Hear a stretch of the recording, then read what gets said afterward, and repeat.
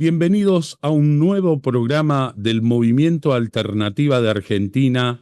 gracias a la gentileza de Lleve Latam, al cual te recomendamos que te suscribas y que pongas en la campanita para escuchar este y varios programas de distintas ramas de situaciones y de aprendizajes que no salen por los medios masivos. Así que damos un agradecimiento por poder estar y vamos a tener una entrevista especial. Recibimos a Jessie Gentile, que es coordinadora de la Red Ecosocialista y activista de BFS. Basta de falsas soluciones. También es miembro de la campaña Los glaciares no se tocan.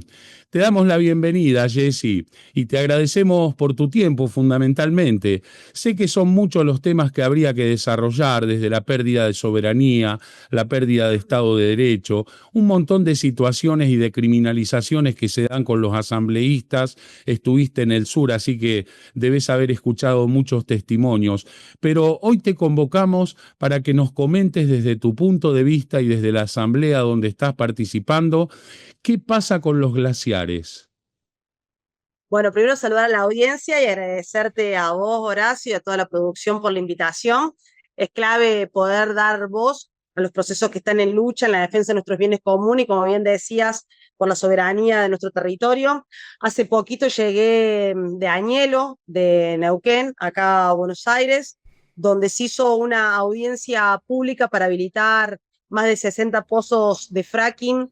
en el corazón de Vaca Muerta. eh, una audiencia que, como vienen siendo todas las audiencias que se han dado en el último periodo, tanto en el Golfo San Matías para habilitar el oleoducto que sale de Vaca Muerta, como también la audiencia pública que se dio con el proyecto San Jorge en Mendoza, o la audiencia que se hizo por el dragado de la hidrovía. Han sido todas audiencias a espalda de la comunidad, todas con maniobras, todas con estudios de impacto ambiental hechos por las mismas corporaciones que quieren hacerse de este negocio, todas con vallas, todas con policía, y en la mayoría no hemos podido participar efectivamente y ejercer nuestro derecho de participación. Esta audiencia que se dio en Añelo fue así: se han confluido las diferentes comunidades mapuche tehuelche que defienden nada más y nada menos que una reserva de agua dulce fundamental para la zona, una de las más grandes de la Patagonia, que es el Marí Menuco, y otros lagos aledaños, donde pretenden hacer estos proyectos de fracking utilizando el agua que abastece a 1 millón de personas en la Patagonia. Y esta audiencia pública, donde presentan un proyecto de impacto ambiental falso, mal hecho, a medida de YPF y de las necesidades que tiene YPF, que de Nacional y Popular tiene nada, es más bien una sociedad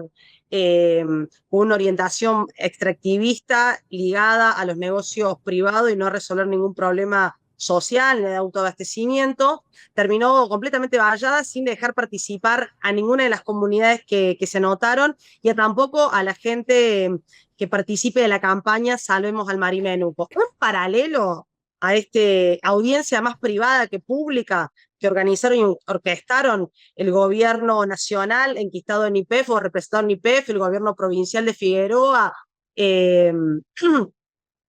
daba un proceso de desalojo a 5 kilómetros nada más de Añelo, a la LOF Campo Meripe, que es una LOF relevada, con mucha tradición de lucha, una LOF que hace 140 años habita ese territorio, 6 generaciones viviendo en el territorio, y ahora, para favorecer el negociado de los camiones y del propio desarrollo petrolero de Añelo, metieron una cantera, es decir, una mina privada, para remover escombros para el servicio, obviamente, de hacer nuevos caminos, de seguir cementando, asfaltando, porque imagínate que el desarrollo petrolero que está generando en Añelo es muy importante, no desarrollo para la sociedad ni para el pueblo, desarrollo para los mismos que hacen negocio. Se les metieron una cantera privada en territorio comunitario relevado de la comunidad. Así que rápidamente, apenas empezaron a ver que la cantera estaba funcionando en su territorio, bloquearon los camiones que estaban trabajando, y la jueza dictó una orden de desalojo. Entonces, y salimos de la audiencia privada, no pública, en defensa del agua, del Marín Menuco, contra el fracking, y nos fuimos todos a apoyar ese acampe de 24 horas permanente que están teniendo ahí hasta que efectivamente el privado que quiere hacerse de esta cantera se retire, porque es territorio comunitario y están tratando justamente de avanzar sobre la identidad, sobre la memoria y sobre un territorio que es de una comunidad mapuche tehuelche. Así que bueno, acompañando también desde ahí una cosa que es elemental y básica, ¿no? Porque una ofensiva contra los pueblos originarios en toda la Patagonia, un proceso de criminalización, de construir un enemigo interno, de tratar de desviar la bronca que va hacia arriba para que nos divida entre pueblos, activistas, trabajadores. Así que estuvimos acompañando a la comunidad, a la LOF,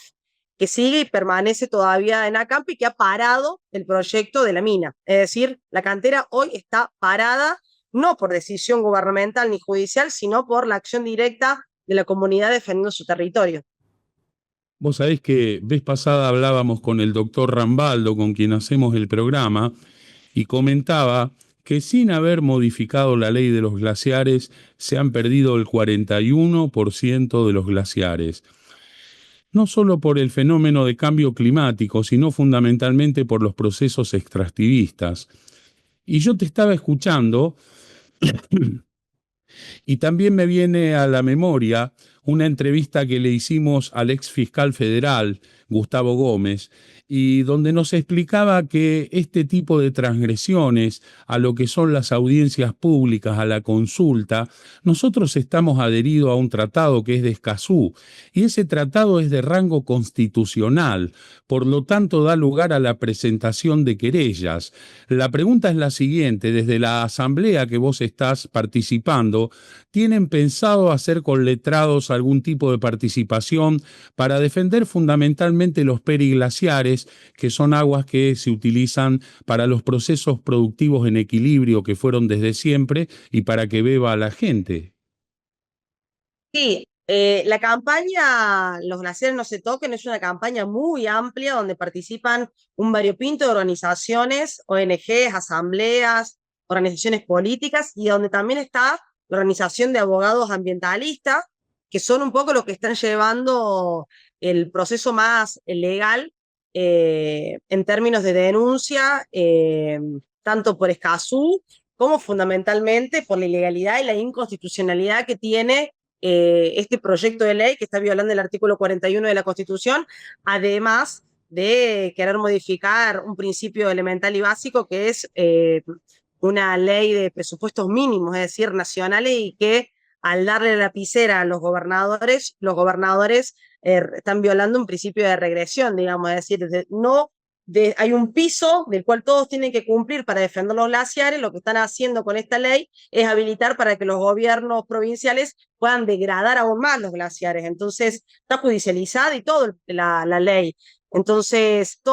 hay toda una vía legal que la llevan los compañeros de la Asociación de Abogados Ambientalistas, y después hay todo otro sector donde yo estoy mucho más metida, que tiene que ver con la estrategia de calle, con la articulación para ampliarla mucho más, un montón de otras organizaciones y compañeros que están activando, y que hoy ya estamos discutiendo que independientemente del día que se trate en el Senado, que no tiene fecha aún, hay que hacer una convocatoria masiva en el Congreso para rechazar este primer round que vamos a tener con nada más y nada menos con los representantes de los gobernadores en el Senado, donde están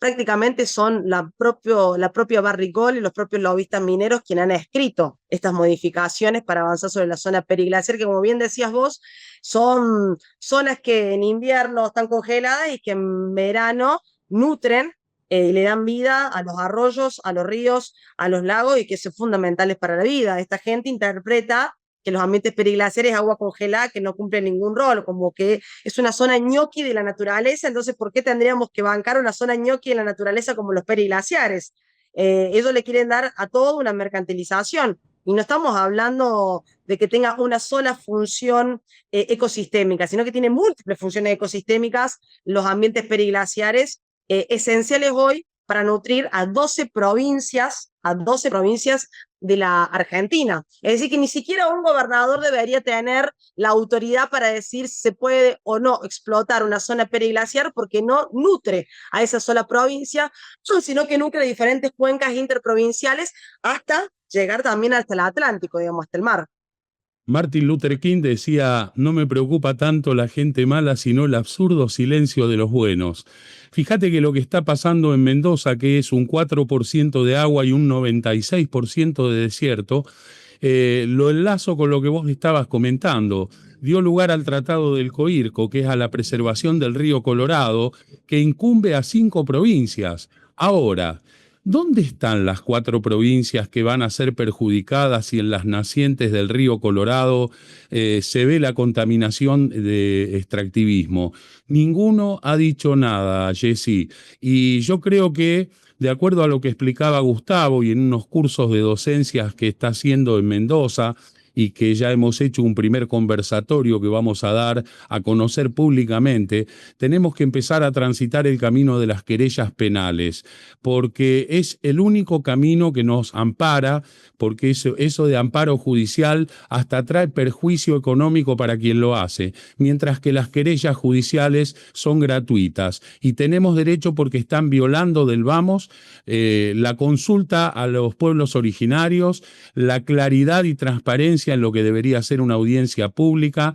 En el río Paraná hicieron exactamente, yo me resisto a decirle hidrovía, ¿viste? Es Pero correcto lo que hicieron decís vos. exactamente lo mismo. Y por otro lado, estuve participando en nombre del Movimiento Alternativa en la audiencia de Malargüe que se hizo, y la audiencia fue toda a favor de que no hubiera extractivismo, pese a que llevaron 2 colectivos con gente paga que le habían prometido trabajo y un montón de cosas y seducciones sociales, como hace siempre la minería y los gobernantes. Pero pese al haber una amplia mayoría que decía que no,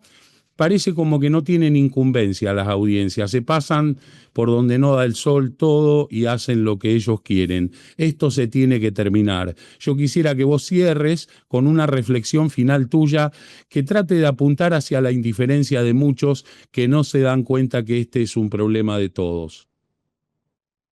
Yo creo que estamos entrando a un mundo muy desordenado, donde hay una orientación por parte de Estados Unidos mucho más agresiva, donde los acuerdos diplomáticos y las respuestas en términos políticos ya no existen. Hoy se dirime los conflictos vía invasiones, vía guerras, y nuestro país es rico en bienes comunes y en agua. Entonces,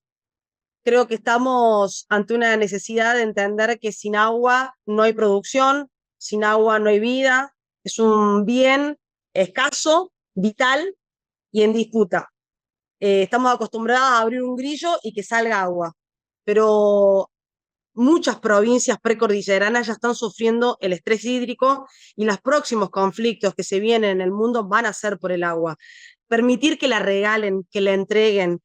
como lo están haciendo con nuestro petróleo, con nuestro gas, sin guerra mediante, digamos, sin ningún tipo de defensa de nuestros bienes, regalársela es trágico. Por eso la importancia de tomar partido en esto, de no ser neutral, de que no estamos hablando ni siquiera del futuro, estamos hablando del presente y la necesidad de seguir coordinando no solamente las acciones legales que son importantísimas, como me decías vos, sino también que eso vaya acompañado de organización y presión y movilización callejera. ¿Qué es lo que realmente le tienen miedo? La justicia, el poder central, el poder económico, a un pueblo informado, un pueblo con acceso a la información pública, un pueblo que tenga y que quiera tomar palabra, es decir, no solamente vetar, sino decidir, que es un derecho que nos tienen vetado con regímenes cada vez más autoritarios, más represivos, más dictatoriales, donde nos confiscan derechos y libertades muy elementales y básicas. Entonces el derecho al acceso público a la información es clave